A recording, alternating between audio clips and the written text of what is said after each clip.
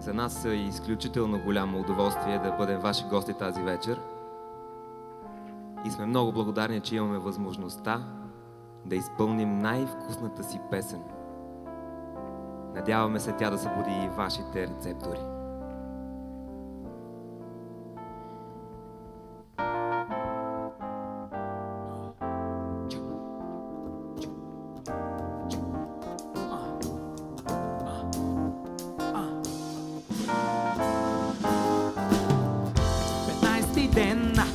Откакто си далеч от мен, ти ме изостави, всичко хубаво забрави, защото сме били различни.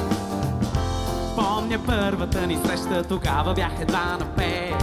С устните си те опитах, от тогава те обичам, били сме заедно винаги. Отварям вратата за теб, моля те, върни се в моето сърце. Как искам да усетя твоя вкус по моето човешко лице. Тайно мисля за теб, аз и ти, отново заедно, с Лилия и пак у дома. Нямам друга по-красива мечта.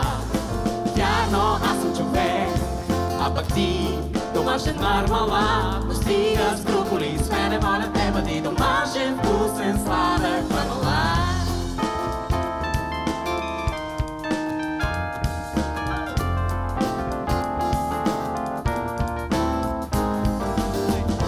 Виждам те във всяка витрина, образът ти вместо всяка глава.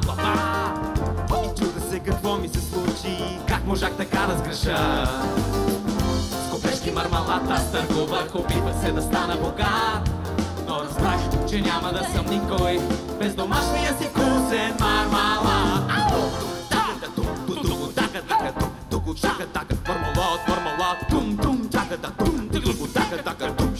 Домашен вкусен мармалад.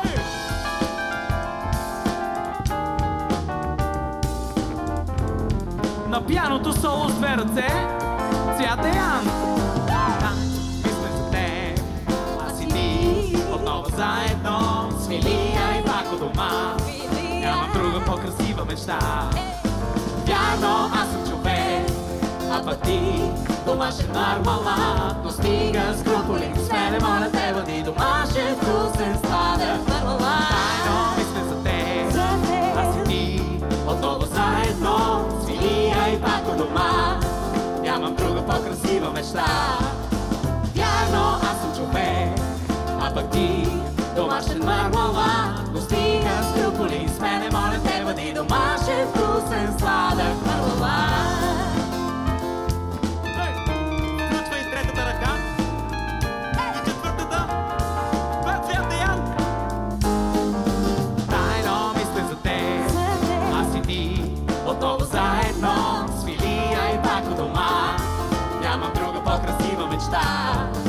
Вярно, аз съм човек, а пък ти, домашен мармалад. Но стига с броколи, с мене, моля те, бъди домашен, вкусен, сладък мармалад.